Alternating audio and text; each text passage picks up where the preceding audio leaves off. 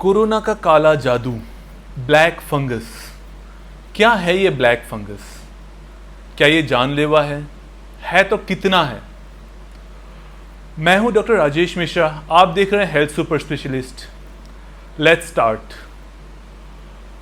Black fungus basically अगर इसको हम लोग साइंटिफिक भाषा में बोले तो इसको बोलते हैं म्यूकर माइकोसिस।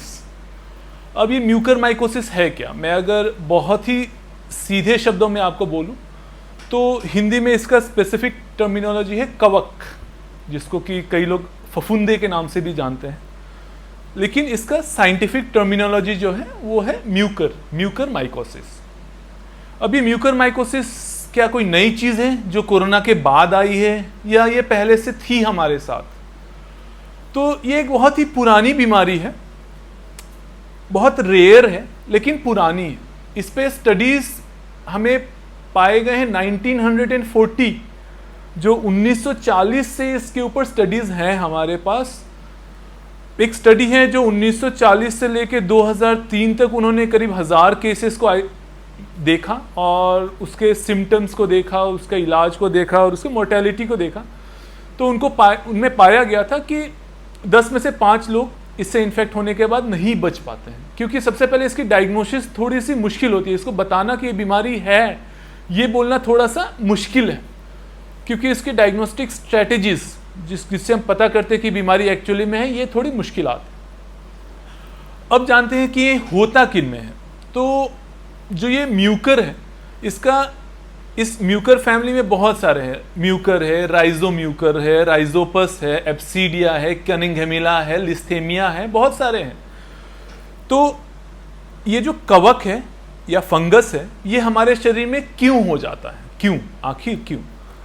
तो इसका कारण ये है कि हमारे शरीर में जब भी शुगर की मात्रा ज़्यादा होती है, जो कि नॉर्मल डायबिटीज़ के केसेस में होती है, लेकिन अभी जो ये पैंडेमिक चल रही है कोविड की, इसमें क्या हो रहा है कि हम बहुत ज़्यादा अमाउंट में लोगों को स्टीरॉइड्स देते हैं। तो इस स्टीरॉइड्स के कारण से हमारा शुगर लेवल थोड़ा ऊपर हो जाता है और इसके कारण से ये जो कवक है, म्यूकर माइकोसिस, इसमें एक एंजाइम होता है जिसको बोलते हैं कीटोन रिडक्टेज। तो ये जो कीटोन रिडक्टेज है, ये इसको मदद करता है बहुत ज़्यादा ग्रो करने में, जब भी बॉडी में शुगर लेवल ज़्यादा होते हैं। तो ऐसे केसेस में अचानक से इनका ग्रोथ बहुत बढ़ जाता है, मतलब बहुत जल्दी से बढ़ जाते हैं, फैल जाते हैं हमारे शरीर में। बाकी एक तो हो गया डायबिटीज़, जो शुगर लेवल बढ़ रहा है। स्टीरॉइड्स जो अभी कोविड में हम लोग बहुत ज़्यादा यूज़ कर रहे हैं, इसीलिए केसेस जो म्यूकर है, जो ब्लैक फंगस है या कोविड का काला जादू, जो कि आजकल बहुत कॉमन सी टर्मिनोलॉजी है, ये बहुत ही फेमस हो रही है। बहुत केसेस ज़्यादा मिलने लगे हैं। और ऐसा नहीं कि पहले नहीं होता था। पहले जिनको कैंसर होता था, ब्लड कैंसर, कोई सॉलिड ऑर्गन, लंग कैंसर हो गया, ऐसे केसेस में म्यूकर बहुत कॉमन था, पहले भी कॉमन था। इसके अलावा ये जो बिल्डिंग साइट होता है, जहाँ कंस्ट्रक्शन साइट होता है, वहाँ भी म्यूकर के केसेस बहुत पाए गए हैं। जहाँ पे टोर्नेडोज आते हैं, इंडियन हमारे कंट्रीज में नहीं आते हैं, बाकी जो वेस्टर्न कंट्रीज में टोर्नेडोज आते हैं, यहाँ सुनामीज आते हैं। जब सुनामीज आते हैं तो म्यूकर के इंसिडेंस बढ़ जाते हैं। तो ये सारे कंडीशंस होते हैं जिसमें कि म्यूकर के इंसिडेंस बढ़ जाते हैं। अब ये हम कैसे बोले किसी को कि इनको म्यूकर है, इनको म्यूकर नहीं है? कोविड इतनी जनता को हुआ है, अब किसको म्यूकर है, किसको म्यूकर नहीं है, ये कैसे बता सकते हैं? आसान है, बहुत आसान है। जो भी हमारे पास लॉन्ग टर्म स्टडीज़ अवेलेबल है, उनके हिसाब से जो सबसे कॉमन सिम्टम है, जो 10 में से 6 लोगों को पाया जाएगा, वो होता है फीवर, बुखार, सिंपल बुखार आएगा। दूसरा पेरी ऑर्बिटल स्वेलिंग, आंखों के नीचे सूजन आने लगेगी, जो आंखों के नीचे है यहाँ सूजन आने लगेगी। जो हमारे पारानजल साइनसेस होते हैं, जैसे इसके पीछे हमारे साइनसेस होते हैं, यहाँ साइनसेस होते हैं, यहाँ पे हमारे फ्रंटल साइनसेस होते हैं, यहाँ हमारे इथमॉइड साइनस, ये सारे साइनसेस होते हैं।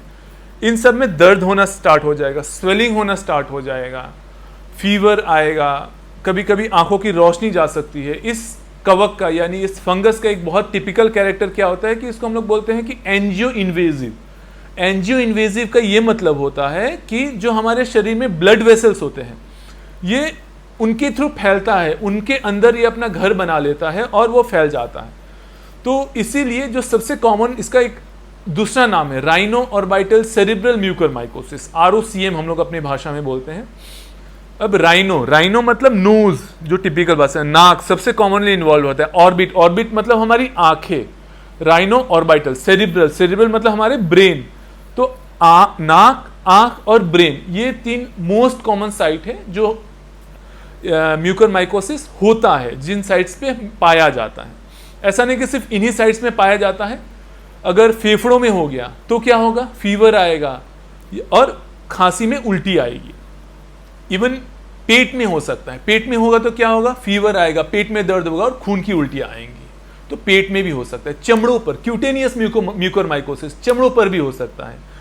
चमड़ों पर होगा तो क्या होगा, स्वेलिंग आएगी, सेलुलाइटिस, मतलब कि वो लाल हो जाएगा वो एरिया, वहां थोड़ा सा स्वेलिंग हो जाएगा। ये सारे प्रॉब्लम स्टार्ट हो जाएंगे अगर ये क्यूटेनियस प्रेजेंटेशन रहा। अब हम इसका डायग्नोसिस कैसे करेंगे? डायग्नोसिस इसकी उतनी सिंपल नहीं है जितनी बाकी बीमारियों की है। इसके लिए जो सबसे बेसिक होता है वो होता है हिस्टोपैथोलॉजी। हिस्टोपैथोलॉजी मतलब जहाँ पे हुआ है, अब नेजल हुआ है तो वहाँ से हम लोग जो काले हो जाते हैं, पैलेट के ऊपर, सॉफ्ट पैलेट, हार्ड पैलेट, जो हम मुंह के अंदर ऊपर वाला होता है, वहाँ पे काला काला एस्चार दिखता है, इसीलिए इसको ब्लैक फंगस बोलते हैं। नाक के अंदर काला काला हो जाता है, इसके लिए हम ब्लैक फंगस बोलते हैं।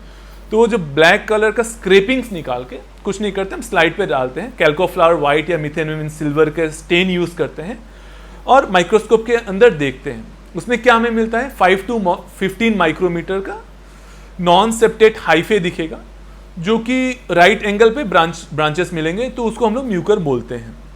या फिर कल्चर कर सकते हैं। कल्चर के बाद हम PCR, कल्चर हालांकि बहुत केसेस में नहीं मिलता है, PCR बेस्ड टेक्निक्स आजकल यूज हो रहे हैं म्यूकर का डायग्नोस करने के लिए, उससे भी डायग्नोसिस हो जाती है। इवन CT, पैरानसल साइनसिस का जब CT करते हैं तो सॉफ्ट टिश्यू की स्वेलिंग दिखती है, उससे हम लोग डायग्नोसिस कर सकते हैं। MRI से भी हम लोग डायग्नोसिस, बहुत कंक्लूसिव नहीं, लेकिन हाँ हम लोग कुछ हद तक पता कर सकते हैं। अब आ जाइए ट्रीटमेंट इसका थोड़ा सा ट्रिकी ये हो जाता है कि इसका जो ड्रग ऑफ चॉइस है वो होता है एम्फोटेरिसिन B, जिसको कि हम, उसके अलग अलग फॉर्मुलेशंस आते हैं, इधर डिऑक्सीकोलेट का सॉल्ट आता है, लाइपोसोमल एम्फोटेरिसिन B जिसको ड्रग ऑफ चॉइस बोलते हैं, एम्फोटेरिसिन B लिपिड कॉम्प्लेक्स होता है, या फिर एम्फोटेरिसिन B लिपिड इमल्शन होता है, अलग अलग फॉर्मुलेशंस आते हैं। जो ड्रग ऑफ चॉइस है वो लाइपोसोमल एम्फोटेरिसिन B, लैम के नाम से आता है। लैम बहुत ही महंगी दवा है, इसका एक कोर्स की खर्च जो होता है 2 से 3 लाख में भी ज़्यादा पड़ जाता है। तो 3 लाख एक फंगस को हटाने के लिए, लेकिन ये लाइफ थ्रेटनिंग होता है। जैसे कि मैंने बताया कि 10 में से 5, 10 में से 7 लोगों की इसमें जान जा सकती है। तो ये एक बहुत बड़ा रिस्क फैक्टर है। अब इसको हम लोग ट्रीट तो कर दिए, कम कैसे करेंगे, क्या स्ट्रेटेजीज है जिससे हम लोग कम कर सकते हैं? स्टीरॉइड्स का यूज़ हम लोग थोड़ा सा बेटर वे में कर सकते हैं, उसका ड्यूरेशन कम कर सकते हैं, डोज कम कर सकते हैं। एसिडोसिस, जो हॉस्पिटल सेटिंग में एसिडोसिस होता है, उसको प्रिवेंट कर सकते हैं। या फिर इम्यूनोसप्रेसेंट ड्रग्स, अगर किसी पेशेंट को डेफेरियोक्सिमिन चल रहा है वो हम लोग बंद कर सकते हैं। शुगर कंट्रोल बेटर कर सकते हैं। तो ये सारी चीज़ें हैं जिससे कि हम लोग इस चीज़ से बच सकते हैं। और आपके अगर कुछ भी क्वेरीज हो आगे के लिए, कमेंट बॉक्स में जाके प्लीज़ डालें ताकि मैं आपके क्वेरीज को सॉर्ट आउट कर सकूं। Thank you very much.